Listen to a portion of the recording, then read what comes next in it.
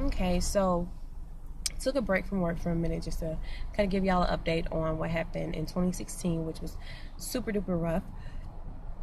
I start off my months just like I normally do, having some good days, some bad days, and became exactly what I didn't want to be, which is the mommy who was always tired and not able to do things and taking off work and stuff like that, which is not a part of my work ethic. But I had to figure out what was going on because 2 years of being sick is and with no results or no answer, no diagnosis, is something that really needs to be taken at this point extremely serious. So after doing my treatments and stuff like that, I remember I went in October to do just normal routine of taking my iron treatments, and my doctor asked for me to do a blood test beforehand.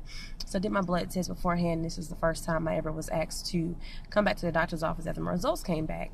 So I got back to the doctor's office, and I guess my results were super low, that they wanted to double my dosage.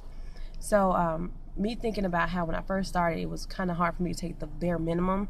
So for me to have to double it, I was extremely nervous. But they doubled my Benadryl, doubled my steroids, my fluids, everything to make sure I didn't have any issues. So I thought it was okay. And because I continued through the treatment with no issues, I thought it was fine. And because I take the Benadryl and it's hard for me to take medicine, I end up falling asleep. So when I woke up, I realized that it was into my treatment and that it was time to go. So I was like, oh, cool. So tried to move, couldn't move my legs, couldn't move my knees, couldn't move my hands. It's just everything just felt really, really stiff.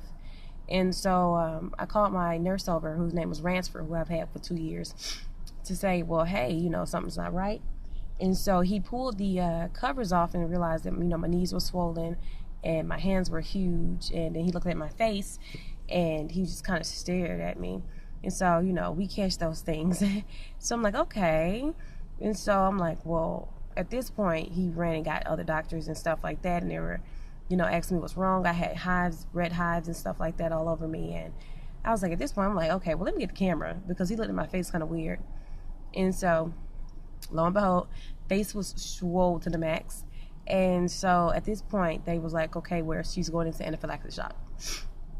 And so they gave me the Benadryl and everything like that to kind of, stop the reaction, and gave me some other stuff in my IV.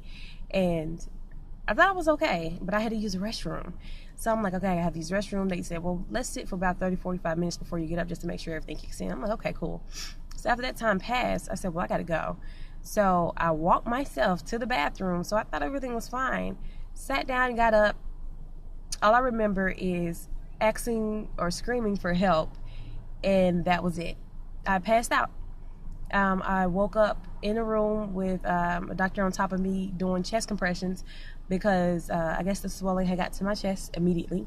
So I really was going into shock. Once they got me to come to, which was to wake up, they rushed me to the ER. One of the hardest things I ever had to experience, because I never knew that, my heart had stopped. It's like I got to experience death, but waking up and not realizing that anything had changed.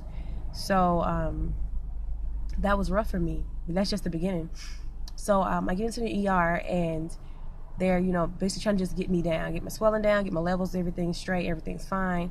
Stay there until like 11 o'clock that night, and then they discharged me to go home because they had got everything under control.